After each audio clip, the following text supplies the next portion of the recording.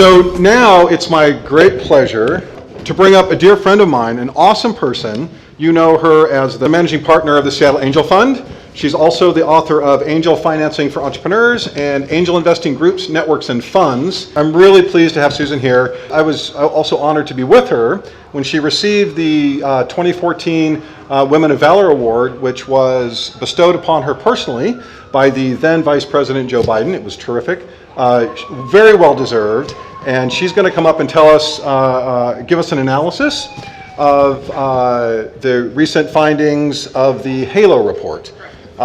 Please welcome to the stage Susan Preston. So good to see you. Thank you. There we go. All right. So I have been asked to come here and give you an update on where we are with the HALO report. As chair of the Angel Resource Institute, which is one of the organizations that spun out of Kauffman Foundation, about 12 years ago, I was at Kauffman when we worked on creating that and the Angel Capital Association. Very, very honored to continue to do the great work that the Angel Resource Institute does, particularly in our HALO report, which follows what are angels doing in the United States. And I will add some anecdotes along the way while you see the screens and the statistics. But one of the things I do want to add to the point that was made right at the very end is that there is some really interesting statistics. It was actually done for the purposes of comparing Silicon Valley to the rest of the innovation hubs, and the other 5, we are one of the other 5 primary innovation hubs in the United States, and doing that. And when you looked at graduates in STEM, the Seattle area was 3 times better than even Silicon Valley. So I know, isn't that awesome? So I think that tells us and reinforces the point that we've got some great talent, some really smart people, not only to be the leaders of these organizations, but we all know it takes a village or a team to grow a company. And so there's a lot of really great talent that's coming out of our academic institutions. So I'm very pleased about that. All right, so all of you, please feel free. The full report is available online at angelresource.org. You're welcome to go on there and download it for your own use. We just came out with it and released it at the ACA Summit, the end of April. Doing that, so let me just kind of walk through. I'm not expecting you to read this. I'm only wanting to point out 2 things here that I think are really important about this year's one, is that we had about 2,700, a little over 2,700 deals that we looked at that represented $3.5 billion. This is all angel groups. We did get statistics from angel individuals, but we'll be reporting on that later. But what's also really important is this is a 200% increase over our analysis of 2015. So we feel very good about these numbers. We did a comprehensive scrub on it. Took us a lot of time to go through the process, and we feel great about the numbers that we're going to report to you. So here are here's what we look at from the standpoint of what we consider the various regions and areas of the United States. This is one of the first times we broke the report down by region, and I'll give you some of the numbers from our region here. As you can see here, we didn't make the top 5. And this is one of the challenges for us here, is that despite having great talent and so forth, we actually have struggled in growing the number of companies. And in fact, if you looked at the numbers from last year, we actually shrunk in the amount of dollars going in by angels as well as Series A by nearly 50%. So we have a lot of room to grow as investors to support all of you talented individuals out there and doing that. Not surprising California is in the lead. I hope that doesn't shock anybody.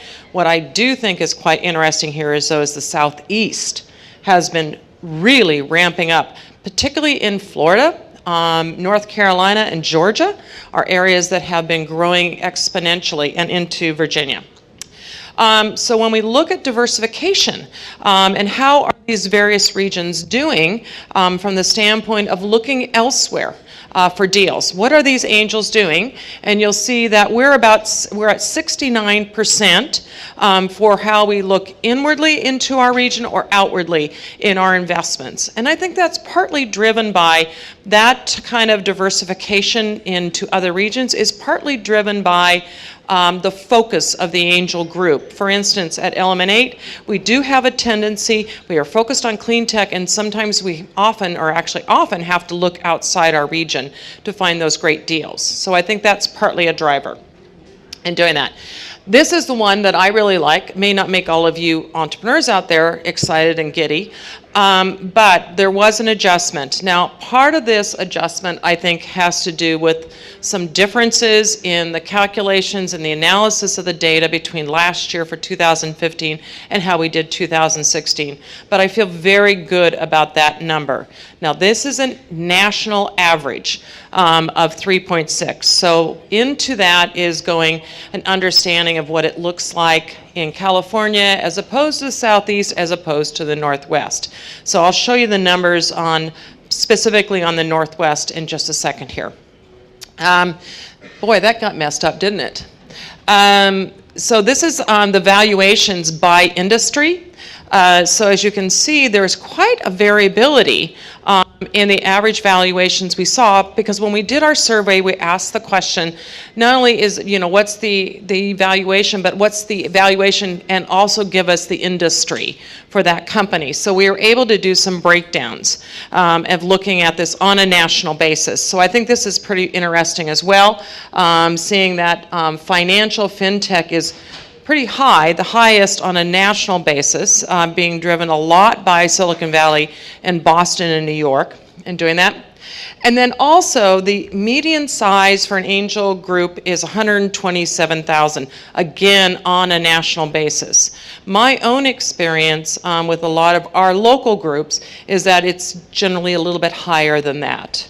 But this is what we see. Now, if you combine that with co-investments with venture funds and family groups, it gets up just a smidgen under $1 million of doing that. What else is really interesting here, I think, is that it is basically evenly split between the first round of funding and follow-on. So angels are keeping dry powder. They understand and recognize the need to support the company more than just that initial round. I think this is a real positive. I think this is saying that the angels are committed to investing for the long term with the company and providing that needed support. Because I know it's going to be a surprise, but sometimes you don't hit those milestones that you knew you were going to hit in that next year. Sometimes it takes a little longer to do that. The other thing we also looked at, we did a minority report to try to see where it is from the standpoint of the companies that were being invested.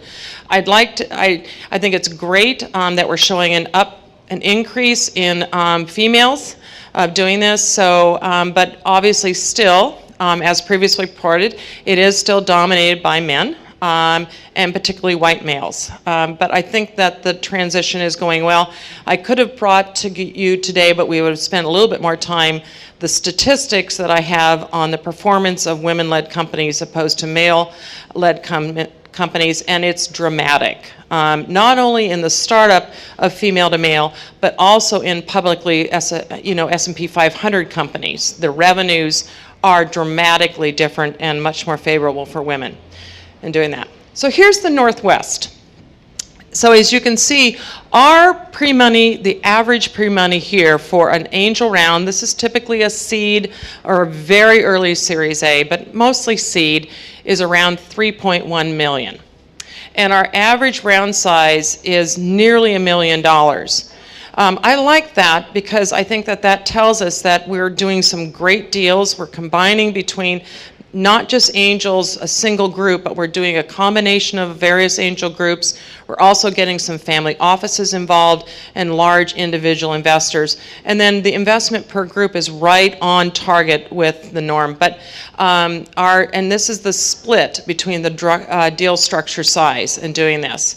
I would love to see a little bit more uptick on the preferred stock round, but that's my personal preference. But as you can see, safes, KISS, and some other structures are that's almost 20%. That's actually a fairly definitive material amount in looking at some of these alternative structures for investment.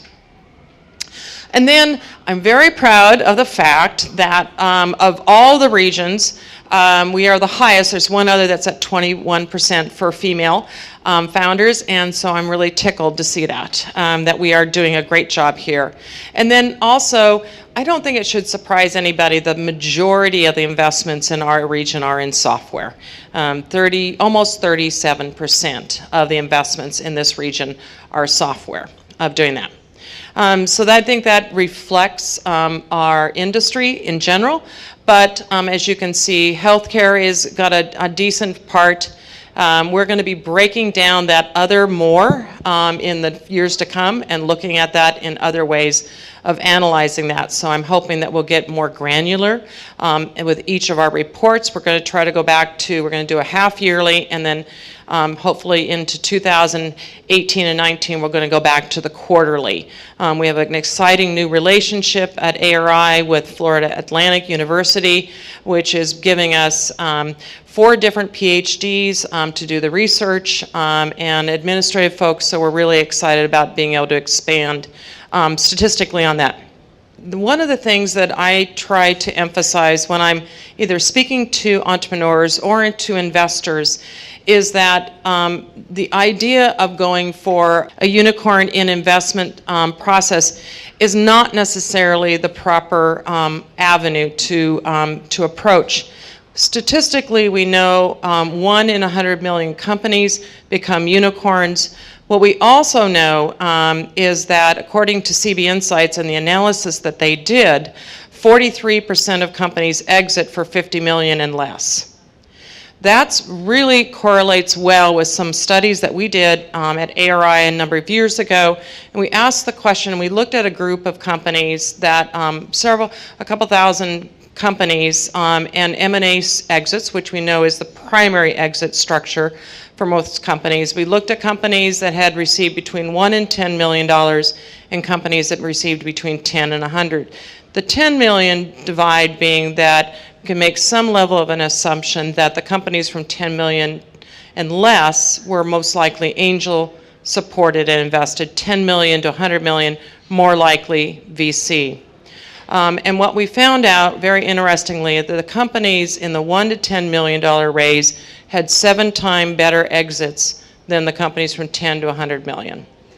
And at first you think, that doesn't make any sense, but it actually makes perfect sense. So if I have a company that raises 5 million and they exit for 50 million, that's a nice return. That's a 10x just straight on cash, right? But if I have a company that's raised 50 million, how much do they need to exit for in order to get that same 10x? $500 million. $500 million. How easy is it to sell a company for 50 million as opposed to $500 million? The Googles, the Amazons, the Microsofts, everybody out there is going to spend all day buying companies for 50 million, but they're going to have to think about buying a company for $500 million. So there's just so much logic when you stop to think about this process and what we do as investors and entrepreneurs to think about the logic of this sector of investing. The other statistic, just very quickly, and then I'm going to end, is that getting VC investing does add 3 to 5 years to the exit because of that requirement. But the other thing that I think is really important, this is particularly for the investors, and I drive this home whenever I'm teaching, is that when we look at the CB Insights study on why companies fail, and then we also look at the corresponding study that Bill Gross did on his 100+ investments. Can anybody tell me the #1 reason why companies either failed or were successful? It's basically the same thing. Yes? Timing? Yeah. Timing of what? Timing of market. Yes, that's exactly right. It was the market. And it was timing a market and having a viable market out there that was ready for the product. Now, everything is important, team, technology, and everything. But what I want to drive home with that point is you cannot forget the market. This is a very complex process. That's why most companies fail, because it's not a single that's just too easy. So remember to look at all those factors when you're trying to grow your company, investors, when you're looking at companies. And so some final things for you to look at. We also did, we finally had the money. We got a great grant from NASDAQ and Kauffman to do another return study. The final report will be out this summer. 2007 in blue was our last study in the US. The yellow is from the UK, and then the red is most recent study. But statistically, I want to bring this, emphasize this point. We were actually quite consistent between 2007 and 2016. It showed about a 2.5 to 2.x return for angels with an average hold time of 4.5 years. That's really good performing asset class. That's an excellent performing asset class. It does also show that 10% of our exits, or 85% of the dollars we get come from 10% of our investments. Again, statistically, making a diversified portfolio is the best route for angel investors. And it also bodes well against venture. We all know that venture has not done very well through the 2000s, and in fact, just now coming into the teens of the 2000s is when venture is starting to hit numbers that reflect the angel return.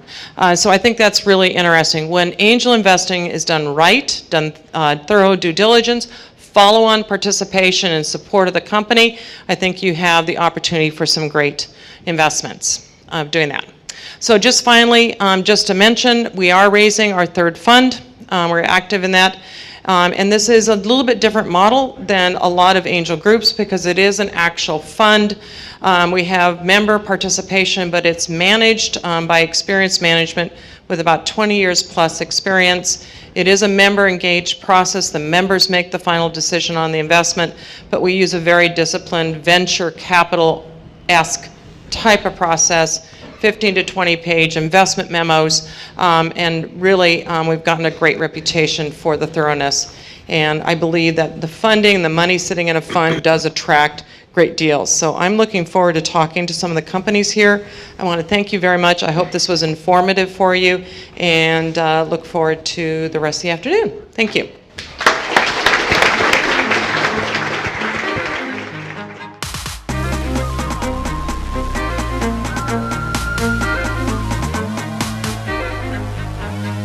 So we know that angel investing, when done right, does a good thing. So we have some great sponsors that are providing some support for the entrepreneurs. You're welcome.